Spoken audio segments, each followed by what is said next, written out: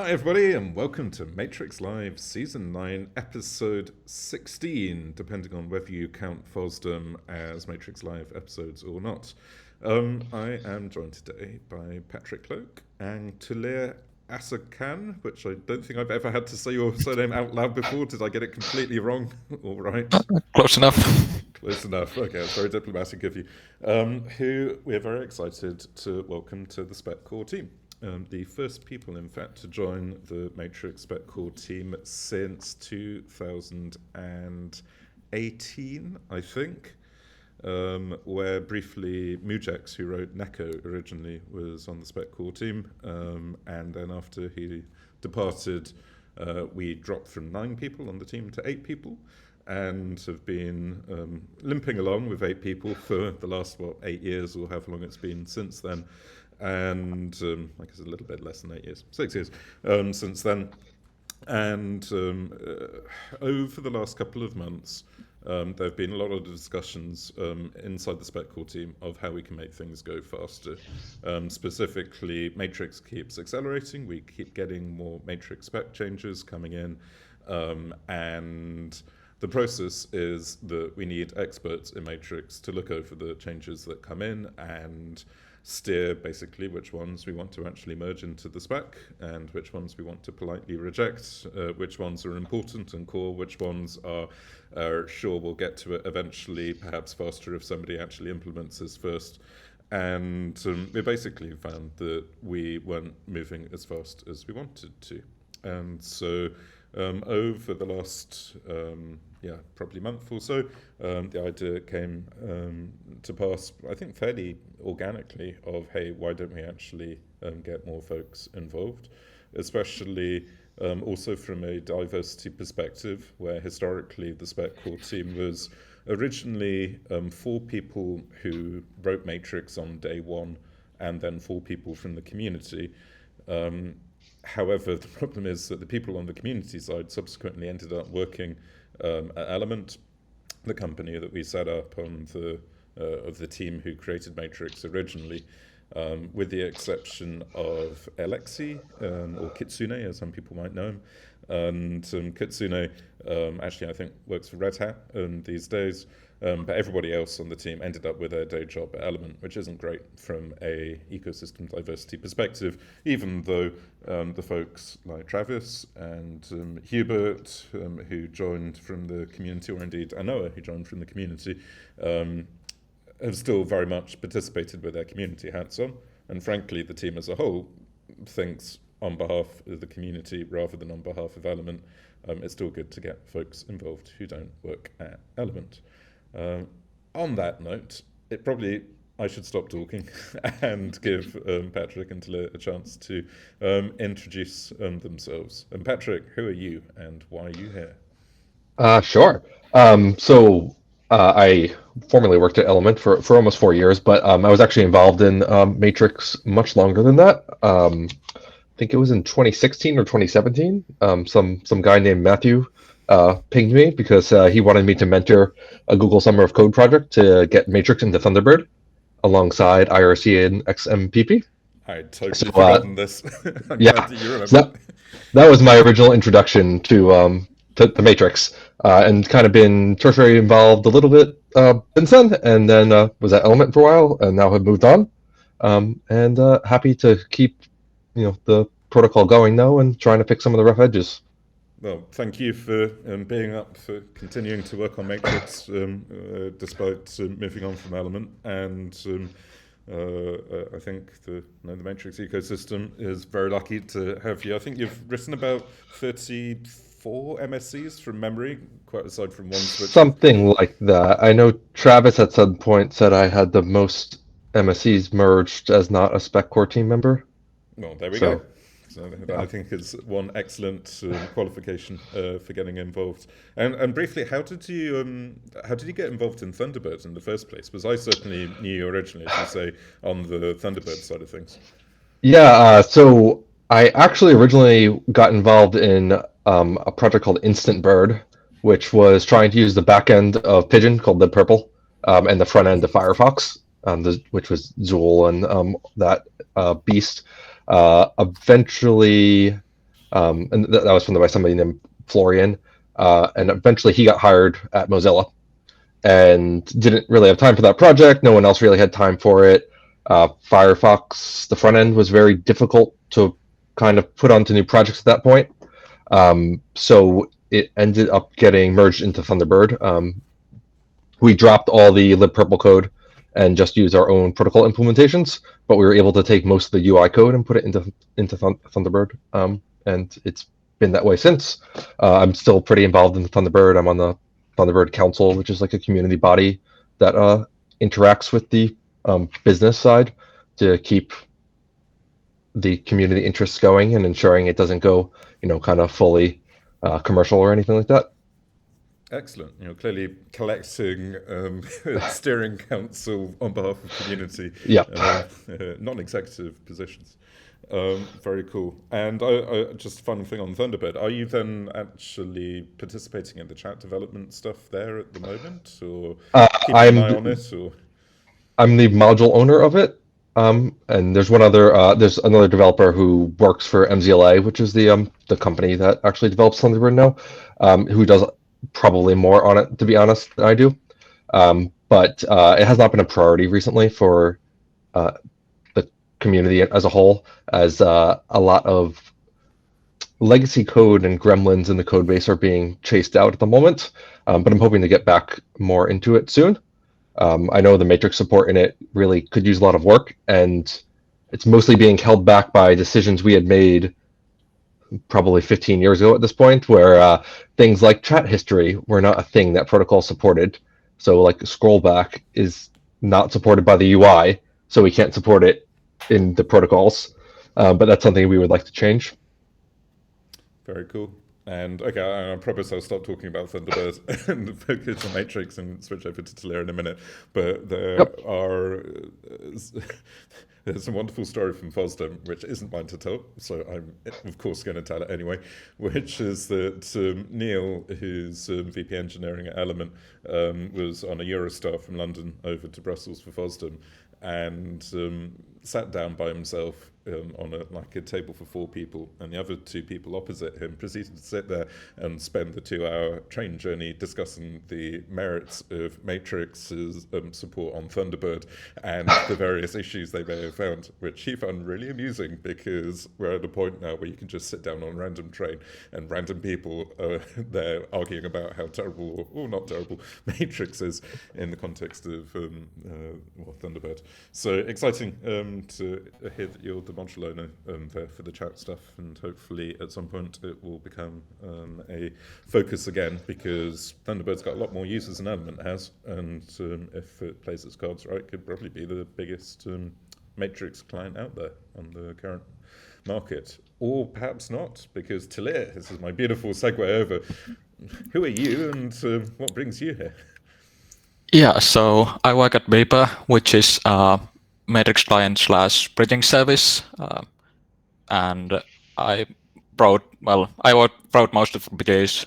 I actually started with Matrix way before Beeper, and it kind of like grew into Beeper.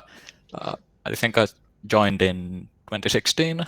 Someone in my high school told me that I should use Matrix, and I started with the IRC bridge since we had a IRC server there. And I also wanted Telegram, but the Telegram bridge at the time, Matrix App Service TG, was not really functional. So I waited for like half a year and no one fixed it. So then I had to make my own. And yeah, I think Beeper started in like 2019 after Eric messaged me about like the WhatsApp bridge.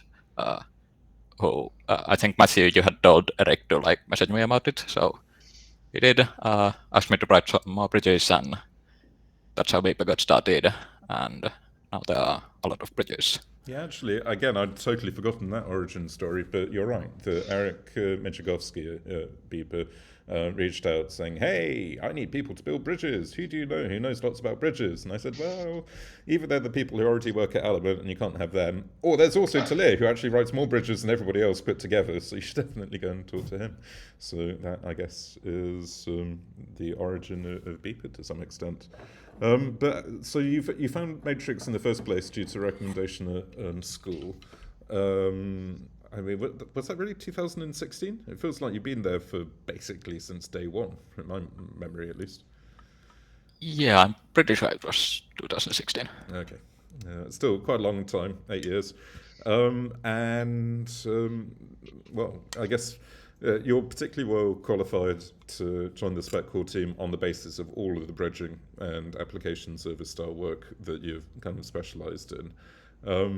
I guess that sort of grew out of that original Telegram requirement, and I guess it's the classic open source story that you have a scratch to itch and no one else does it for 6 months, and eventually you snap and do it yourself, which, by the way, is how I ended up maintaining a fork of Thunderbird for 3 years, because it didn't have all sorts of random features about 20 years ago. But again, let's talk about Matrix rather than Thunderbird. What was I going to say? Looking at, so I guess you guys have both now been on the Spec Core team technically for like a week or so, and you've had a little bit of visibility on what actually happens under the hood, which weirdly enough isn't that different to what happens in public in terms of looking at MSCs coming in and saying, okay, is this a good idea? Should we be doing this? Why haven't we done this? As well as just reviewing and all that sort of thing. Are you interested in like specifically application service MSCs, or how do you feel? What's your plan for contributing to the Spec Core team? Yeah, I think I'll kind of focus on things that are related to bridges. So that's application services. I already earlier made like the authentication stuff and app service pinging, which like helps bridges tell if they are actually working or not. But also like extensible events is interesting since it's related to bridges. How do you like bridge everything? And also just client API in general is, since that's what bridges use mostly. Yep, no, I think that's really useful and important, particularly as on the element side at least. There is less and less bandwidth available for bridging at the moment, whereas obviously Beeper has made bridging its big focus. So from a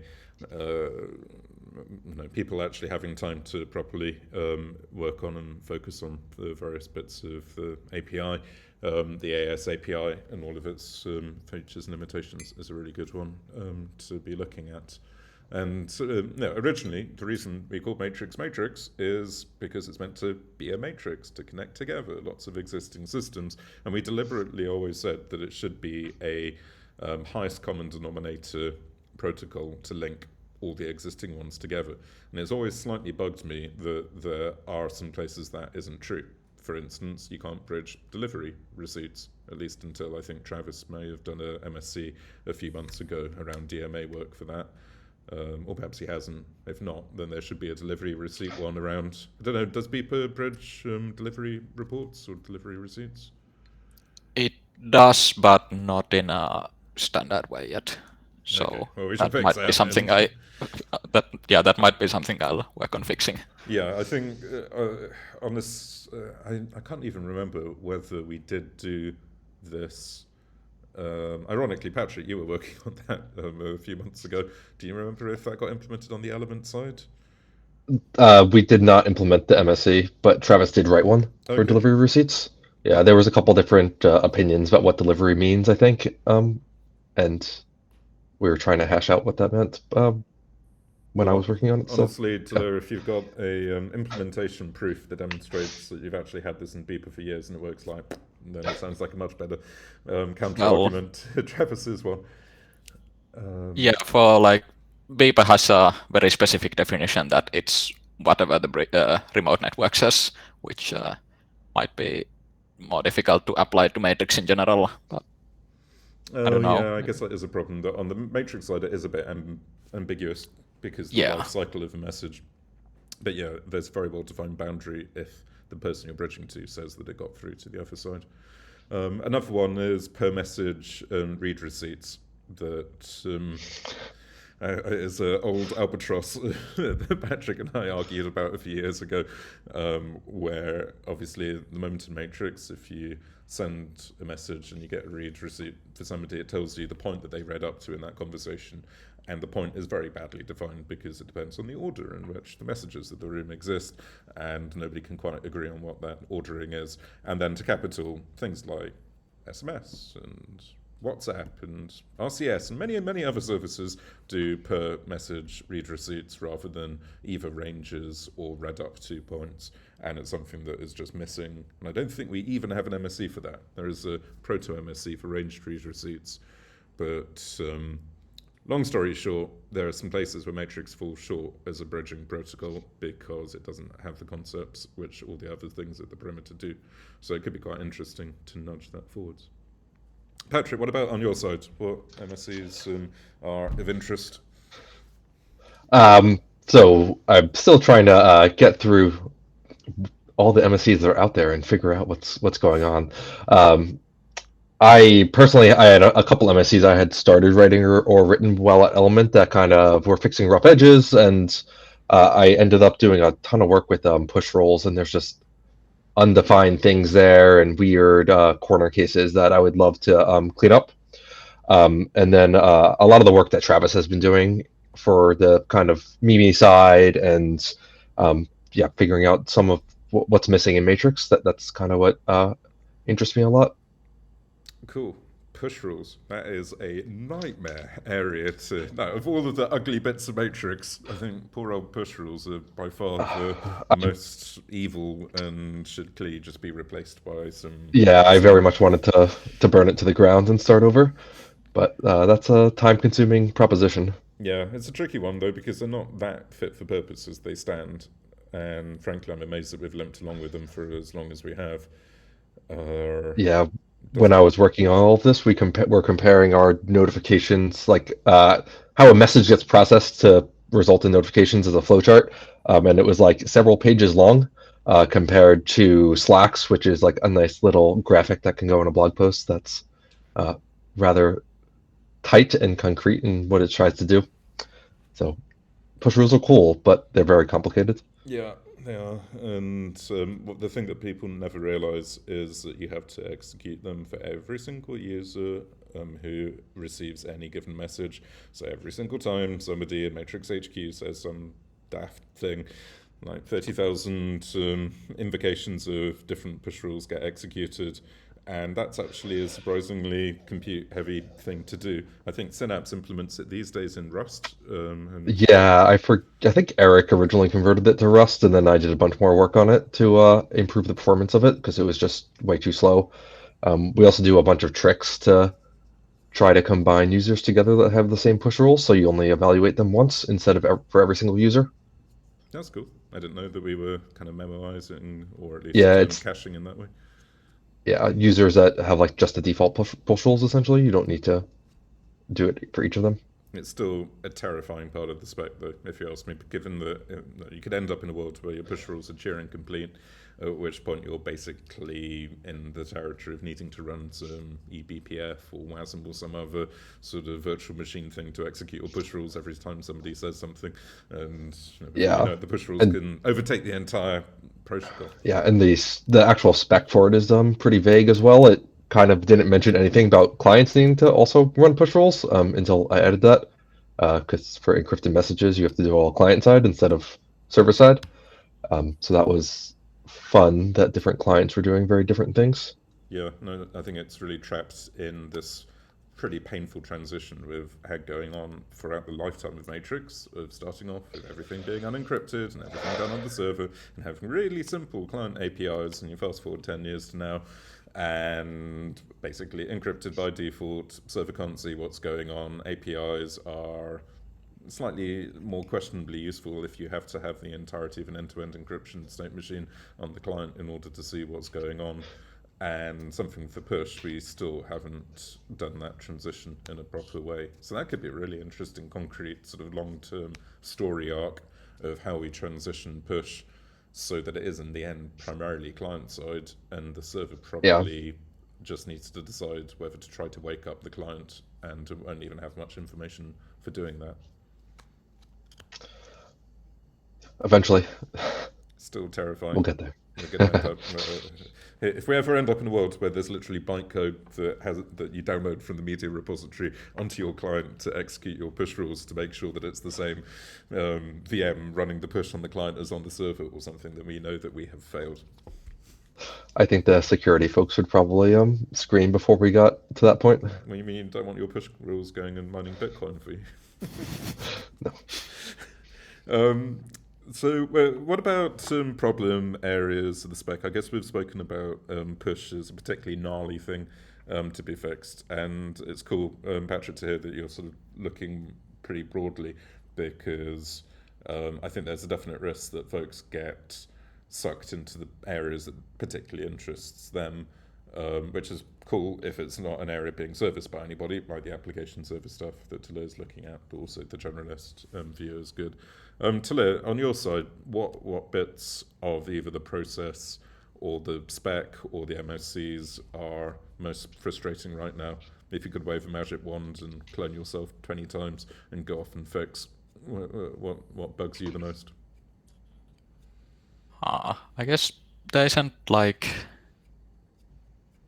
anything that is actively bugging me, which is nice. Wow. I mean, there are like things that are in the background, but like they don't actively bug me, kind of. I think that's called Stockholm Syndrome, where you think that the technology that has held you hostage for the last 8 years is actually, it might not be that bad after all. It's still holding you hostage. I guess like one thing is that messages use HTML, which again, like yesterday, someone pointed out that my bot messages are rendered differently on Element Desktop than Element Web, and also on Element X Android and iOS. And like I made that JSON formatting MSC long ago, which wasn't very liked, and I like still kind of want to fix it somehow, but at the same time, it's changing something like that is really difficult since all the clients would have to do it.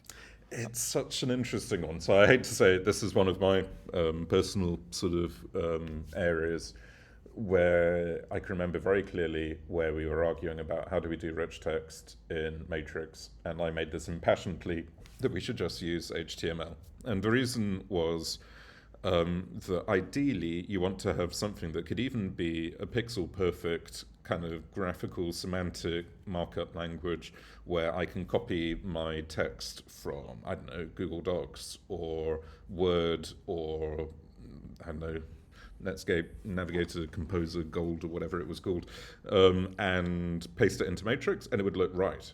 And the only way that you can do that is by a markup that is going to potentially in the end support CSS or even be a PostScript derivative thing like PDF. And given a choice between almost a, not going to try to be pixel perfect, but let's vaguely semantically be right, like common mark or RTF, versus actually taking a language which is meant to theoretically be able to capture things pixel perfect correctly, as well as something that you're likely to have available, because if you're in a web browser, you already have it, obviously, and let's face it, you've got web controls everywhere. Perhaps HTML might be the least worst option. But then, obviously, we've never actually implemented safe CSS or anything for it. We don't use it for pixel perfect. We are effectively using it like an RTF style thing. Now, what's really interesting is that the Blue Sky folks have implemented something that looks identical to your JSON markup thing. And on @protel, if you send a rich text message, they go and define spans over ranges of the text string and apply like formatting to those spans in the JSON or whatever formatting they use. I think they're CBOR rather than JSON under the hood, but semantically it's the same idea as yours. And they're very proud that they think they're the first people to have ever come up with this idea.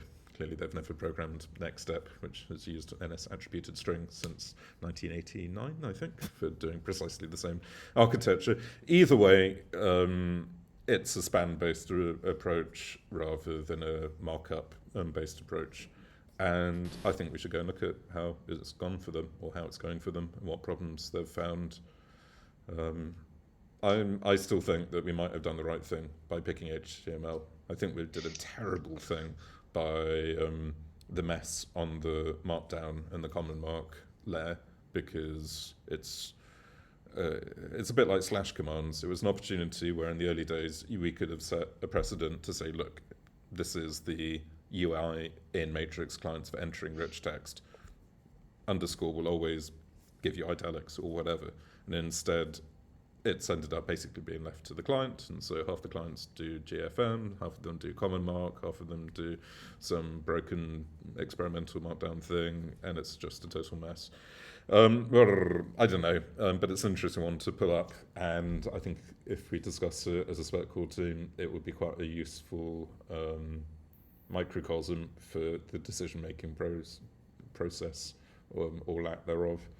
I mean, on my side, I still think we're doing the right thing, but it's a kind of 7 or 8 out of 10 strength of feeling thing, and so if we can find some evidence otherwise, something that really excites me about Matrix is that the whole thing is meant to be able to replace itself. Matrix is a ship of Theseus, technically.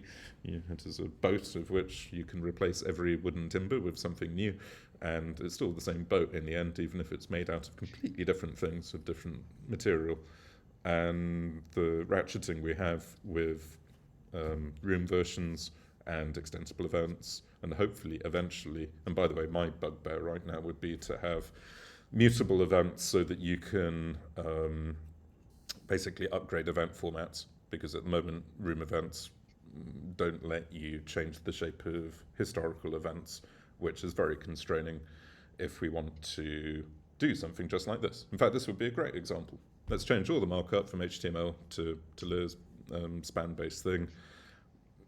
At some point you want to deprecate the HTML, and therefore you want to grandfather over the events. We have no way to grandfather events, and I think that would be a really interesting problem to solve. But either way, hopefully, dear listener, you have not tuned out by now, and this is an interesting microcosm of what sort of conversations may go on in the office of the Spec Core team. And we also have an internal room for coordination that is meant to be a meta room just for coordination, but sometimes some of the more contentious discussions happen there. But more often than not, they get kicked out into the public room where they should have been in the first place. Right, sorry for waffling too much. Also, sorry that we are over on time. And Patrick, somebody had a hard stop on the hour, so we're 5 minutes over, so we should probably wrap it up. Sorry for waffling. Any last quick thoughts? No, just on silence and desire to get off the call. Thanks both for getting involved. Really excited to have 10 people on the team, and we'll see whether and how this speeds things up in terms of working through the MSC backlog and indeed steering the protocol in years to come. Thanks so much for getting involved, and thank you, listener, for enduring this Matrix Live. Speak to you soon. Bye. Bye.